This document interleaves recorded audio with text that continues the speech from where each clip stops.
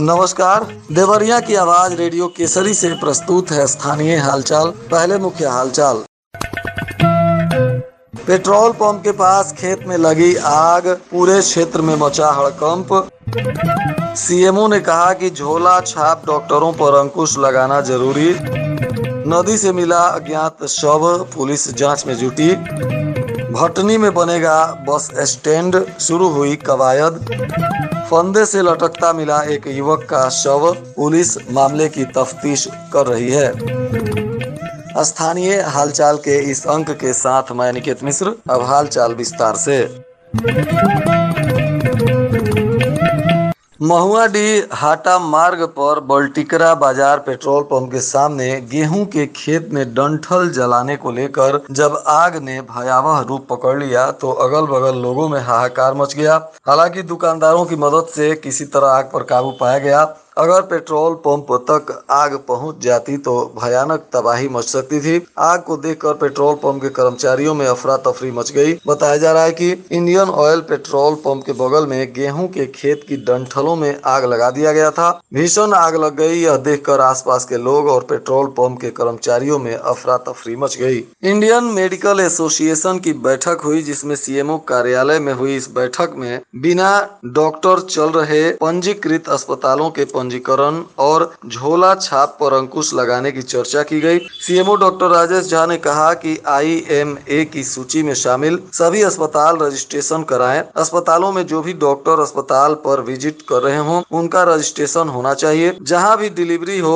वहां birth registration कराना जरूरी है। जो भी डिलीवरी हुई हो माह के आखिरी में उसकी डिटेल उपलब्ध कराएं। सभी अस्पताल इंफॉर्मेशन आईडी बनवाएं। टीबी मरीजों को निक्षय पोर्टल पर दर्ज कराएं। उन्होंने कहा कि जिन अस्पतालों में बच्चों और गर्भवती का टीका लगता है वह अपने यहाँ के किसी स्टाफ को चिन्हित करें जिससे उनका प्रशिक्षण कराया जाए। डेंगू, मलेरिया, कालाजार, फाइलेरिया, चिकनगुनिया के केस में सूचना निश्चित रूप से दें। भटनी नगर में बस स्टेशन बनाने की पहल एक बार फिर शुरू हो गई है। इसके लिए तहसील प्रशासन और नगर पंचायत से नगर और आसपास के गांवों में जमीन उपलब्ध कराने के लिए कहा गया है। पहले नूरीगंज बाजार स्थित बंद चीनी मिल ग्राउंड में बस स्टेशन बनाने का प्रयास किया गया, लेकिन मिल और जमीन के मालिक के ऐतराज के बाद मामला सुस्त पड़ गया। परिवहन निगम की एक बस बिहार बॉर्डर से बलुआ अफगान होकर सुबह देवरिया के लिए जाती है, पुनः शाम को वापस आती हैं। क्षेत्र के 80 गांव के लोगों को जिला मुख्यालय, तहसील, सलेमपुर, भाटपारानी आदि जगहों पर जाने के लिए या तो ट्रेन का सहारा लेना पड़ता है या फिर अपने निजी साधन का प्रयोग करना पड़ता है। वर्ष 2022 में प्रदेश में सरकार बनने के बाद क्षेत्रीय विधायक ने बस स्टेशन बनाने का प्रयास किया था, लेकिन फिलहाल ठंडे बस्ते में चला गया था। अब फिर से इसकी कवायद शुरू की गई है। सलेमपुर के नदावर घाट पर छोटी गंडक नदी में एक अज्ञात व्यक्ति का शव बरामद किया गया। पुलिस ने शव को कब्जे में ले लिया। पोस्टमार्टम कराने के बाद शव की पहचान करने के लिए पुलिस प्रयास में जुटी हुई है। सीओ दीपक शुक्ला ने बताया कि शव बरामद किया गया है, लेकिन उसकी पहचान नहीं हो सकी है। फिलहाल उसकी पहचान करने का प्रयास किया जा रहा है। मुख्य निर्वाचन अधिकारी के द्वारा लोकसभा चुनाव को लेकर मतदान केंद्रों पर न्यूनतम सुविधाओं को सुनिश्चित करने का निर्देश दिया गया है। उन्होंने कहा कि भीषण गर्मी और लू तथा हीट वेव के कारण मतदाताओं को स्वास्थ्य जनित समस्याओं का सामना करना पड़ सकता है। इसके लिए निर्देश जारी किया गया है कि सभी मतदान केंद्रों पर सावधानियों के साथ व्यवस्थाएं सुनिश्चित करें ताकि मतदाताओं को किसी प्रकार की कोई कमी न हो। पोलिंग पार्टी प्रस्थान और मतदान दिवसों पर सभी मतदान कार्मिक हल्के सूती वस्त्रों का प्रयोग करें। अपने साथ तेज धूप से बचाव को लेकर छाता और सर को ढकने के लिए सफेद सूती गमछा या अन्य कोई कपड़ा निश्चित रूप से रखें। पैरों में आरामदायक जूते या चप्पल पहने। अपने साथ पीने योग्य शीतल जल का बोतल रखें। समय समय पर आवश्यकता अनुसार सादा जल का ग्रहण करते रहें।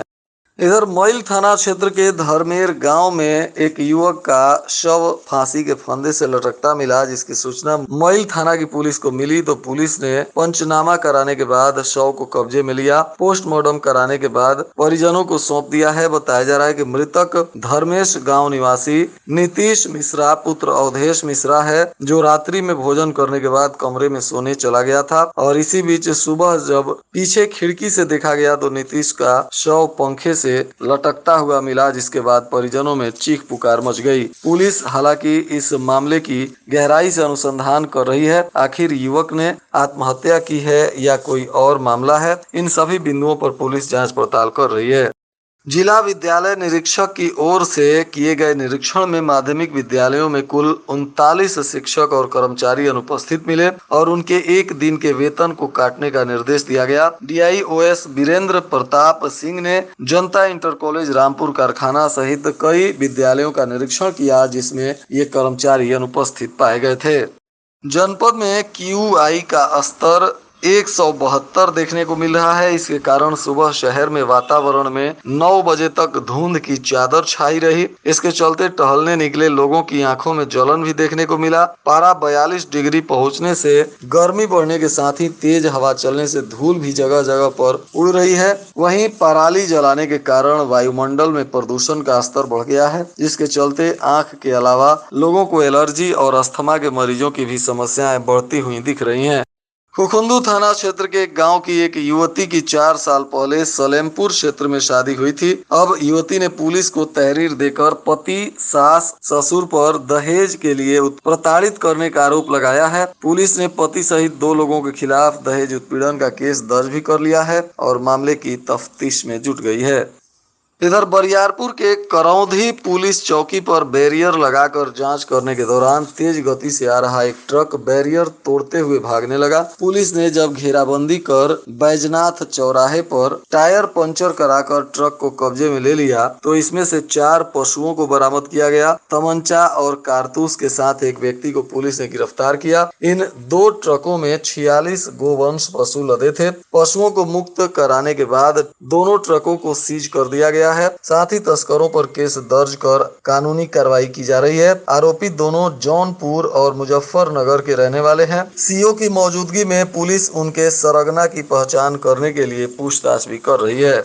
सोहनपुर रामपुर बुजुर्ग लोकसभा चुनाव को सकुशल संपन्न कराने के लिए प्रशासन ने जांच अभियान को तेज कर दिया है। अभी बताया जा रहा है कि बिहार सीमा से सटे रामपुर बुजुर्ग चेक पोस्ट के पास उड़न दस्ता की टीम ने 2 लोगों को पकड़ा, जिनके पास से 2.5 लाख रुपए नगद बरामद किए गए हैं। प्रशासन की ओर से नकदी और प्रलोभन देने के लिए सामग्री लाने और ले जाने पर नजर रखा जा रहा है। इसके लिए उड़न दस्ता की टीम गठित की गई है। यह जिले में जगह जगह पैनी नजर रखते हुए जांच पड़ताल कर रही है और इसी टीम के द्वारा ब्रिजकिशोर सिंह, जो अहिरौली बघेल का रहने वाला है, और शिव दत्त पाठक, यह रामपुर कारखाना क्षेत्र के गौरा का निवासी है, इन दोनों को पकड़ा। इनके पास से कुल 2.5 लाख रुपए तक बरामद किए गए हैं।